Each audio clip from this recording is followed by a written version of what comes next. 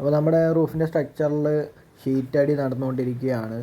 ഒരു സൈഡും ഫ്രണ്ടും ഫുള്ള് ഫിനിഷായി, ബാക്കി ഒരു സൈഡിൽ കുറച്ച് അടിച്ചിട്ടുണ്ട്. ഇനിയിപ്പോൾ ഈ ഭാഗം കൂടി ക്ലോസ് ചെയ്യുന്നുണ്ട്. കാരണം ഈ ഭാഗത്ത് നിന്ന് ഭയങ്കര കാറ്റുള്ളിലേക്ക് വലിക്കുന്നതുകൊണ്ട് എത്രയും പെട്ടെന്ന് ആ ഭാഗത്തേക്ക് വലിയ ഷീറ്റൊക്കെ വെച്ചിട്ട് ഏകദേശം അടിച്ചു നിർത്താനുള്ള പരിപാടിയാണ്.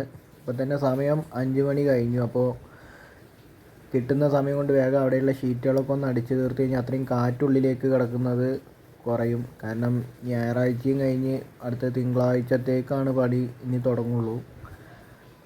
അപ്പോൾ പിന്നെ ഈ 2 വലിയ ഷീറ്റ് മുകളിലേക്ക് കയറ്റിയിട്ടാണ് അതിൻ്റെ മൂലയൊക്കെ കട്ട് ചെയ്യുന്നത്. ആ മൂല കട്ട് ചെയ്തതിൻ്റെ ആ അളവ് വെച്ചിട്ടാണ് അടുത്ത ക്രോസൊക്കെ നമ്മൾ സെറ്റ് ചെയ്യുന്നത്. അപ്പോൾ ആ ഷീറ്റ് വെച്ച് കഴിഞ്ഞാൽ അടുത്ത ഷീറ്റിൻ്റെ അളവ് എടുത്ത് കൊടുത്തിട്ടുണ്ട്.